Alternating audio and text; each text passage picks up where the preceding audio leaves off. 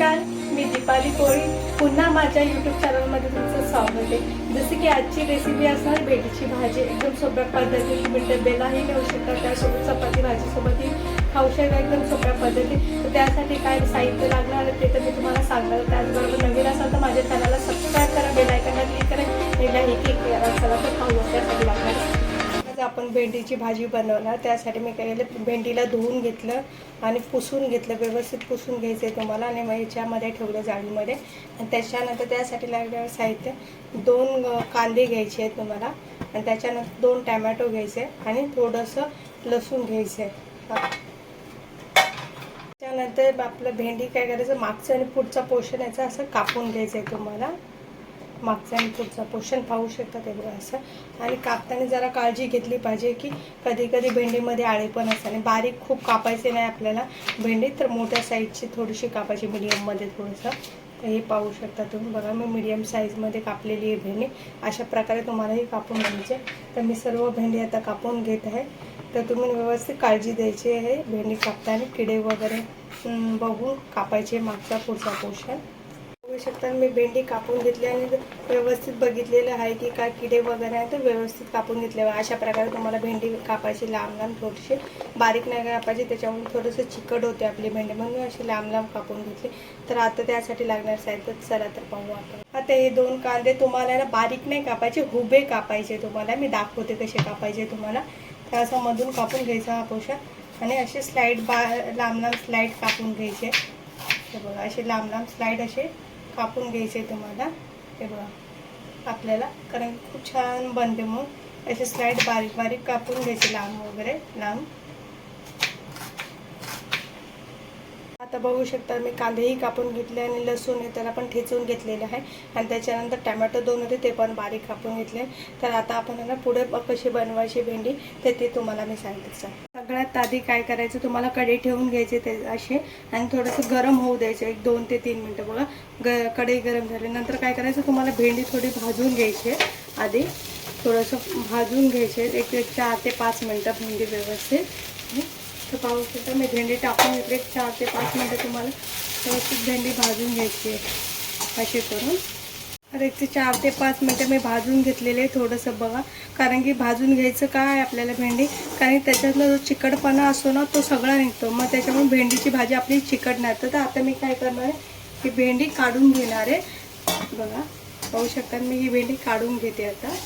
तुम्हाला अशी काढून घ्यायची भेंडीची भाजी। आणि काय करायचं, तुम्हाला एक गोष्ट लक्षात ठेवायची की तुम्हाला आहे ना भेंडीची भाजी परत त्याच कढईमध्ये किंवा त्या टोपामध्ये नाही करायचं, तो टोप काढून घ्यायचा, कारण चिकटपणा पूर्ण त्या टोपाला लागलेला असतो। पण एक नवीन तुम्हाला टोप किंवा कढई घेऊन मग त्यात आपल्याला भाजी बनवायची। तर आता आपण दुसरा टोप घेऊया त्यासाठी। आता बघू शकता मी दुसरी कढई ठेवलेली आहे, तर त्याच्यामध्ये तुम्हाला आहे ना 3 चम्मच तेल टाकायचं आहे। हे बघा 1 2 3। त्याच्यानंतर तुम्हाला काय करायचं, थोडंसं तेलाला गरम करायचं, थोडीशी वाफ आली पाहिजे तेलामध्ये। असे आल्यानंतर तुम्हाला काय करायचं, हे कांदे आहे ना, हे जे कांदे असे त्याच्यात टाकून द्यायचे, त्याच्यात कांदे टाकून द्यायचे। त्याच्यानंतर थोडंसं त्याला लाल करून घ्यायचं, आपल्याला लाल करून घ्यायचं कांद्याला। 1 2 ते 3 मिनटं कांदा लाल होऊ द्यायचा व्यवस्थित, एकदम छान सुटला पाहिजे तेलामध्ये कांदा आपला पूर्ण असं। तर किंवा तुम्ही चम्मचनेही करू शकता त्याला। तर तेलामध्ये आपला कांदा व्यवस्थित सुटत आहे, तर त्याच्यानंतर थोडंसं लाल होऊ द्यायचं कांद्याला। कांदा लाल झाल्यानंतर तुम्हाला काय करायचं, थोडंसं पाहू शकता तुम्ही तेलामध्ये आपला कांदा पूर्ण सुटलेला आहे व्यवस्थित। तर त्याच्यानंतर तुम्हाला हे काय करायचं, टोमॅटो आणि लसूण एकदमच टाकून द्यायचं तुम्हाला, सगळं एकत्र टाकून द्यायचं। आता त्याला परत एकत्र करायचं, दोन्ही याला असं एकत्र मिक्स करायचं आणि गॅस स्लो ठेवून तुम्हाला काय करायचं, 1 2 ते 3 मिनटं याला झाकून ठेवायचे, गॅस स्लो करून तुम्हाला। तर आता बघू शकता तुम्ही 2 ते 3 मिनटानंतर मी काढलेलं आहे, तर हे एकदम शिजून झालेलं आहे व्यवस्थित। टोमॅटो पण शिजलेला आहे आपला, आणि कांदा आणि लसूण पण शिजलेला आहे। तर आपल्याला काय आहे, याच्यामध्ये काय करायचं, आता गॅस स्लो ठेवायचा आहे तुम्हाला, आणि काय करायचं त्याच्यामध्ये काय मसाले टाकायचे, थोडंसं हळद टाकून घ्यायचं आहे, बघा पाहू शकता, थोडी हळद टाकायची याच्यामध्ये, थोडी हळद. त्याच्यानंतर काय करायचं, मिरची पावडर तुम्हाला टाकायचं, ते पण तुम्हाला तिखट किती पाहिजे ते, तिखट मला पाहिजे तेवढं मी तिखट टाकते. आणि त्याच्यानंतर काय करायचं, तुम्हाला मीठ पण चवीनुसार टाकून द्यायचं त्याच्यामध्ये. त्याच्यानंतर परत एकजीव करून घ्यायचं आहे याला, तर हलवून घ्यायचं व्यवस्थित. घरगुती सगळे मसाले टाकून दिलेले. आता परत आपल्याला काय करायचं, 1 2 ते 3 मिनटं अजून चांगलं व्यवस्थित शिजू द्यायचं. आणि गॅस आता स्लो ठेवायचं आहे तुम्हाला त्याच्यामध्ये. तर मी आता गॅस परत स्लो, कारण की मसाले आपले सगळे मिक्स होतील त्याच्यामध्ये. तर आता मी 2 ते 3 मिनटं गॅस स्लो ठेवून झाकून घेऊन ते शिजवून घेते. बघू शकता मी 2 ते 3 मिनटानंतर काढलेलं. तर व्यवस्थित आपलं कांदा, टमॅटो, लसूण वगैरे शिजलं आणि मसालाही व्यवस्थित तेलाला तेल सुटत आहे भाजीला व्यवस्थित पाहू शकता.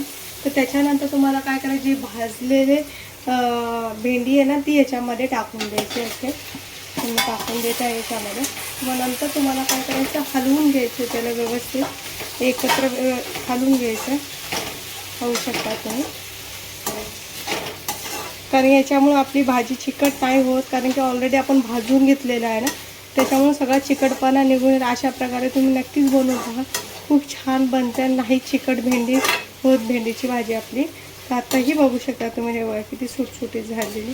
तर आता तुम्हाला काय करायचं, गॅस स्लो ठेवायचा जरा आणि याला झाकून घ्यायचं 4 ते 5 मिनटं परत.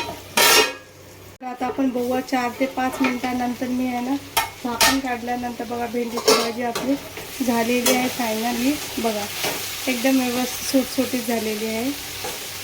त्याच्यावरून म्हणून त्याच्यामुळे तुम्हाला काय करा, आधी भेंडी भाजून घ्यायची, की भेंडी भाजून घेतल्यानंतर आणि त्या कढईत नाही बनवायची, कारण चिकटपणा त्याला सुटलेला असतो. म्हणे आपण बघूया बघा शिजलेली आपली भेंडी. हे बघा, तर अशा प्रकारे बनवून पहा, खूप छान बनते, खूप टेस्टी खायला वगैरे, आणि कमीत कमी वेळेत बनते. तर माझी रेसिपी तुम्हाला कशी वाटली नक्कीच मला कमेंटमध्ये सांगा आणि तुमच्या फ्रेंडलाही शेअर करा. अशाच रेसिपीच्या व्हिडिओसाठी माझ्या चॅनलला सबस्क्राईब करा, बेल आयकॉनला क्लिक करा आणि लाईकही करा. तर पुन्हा भेटू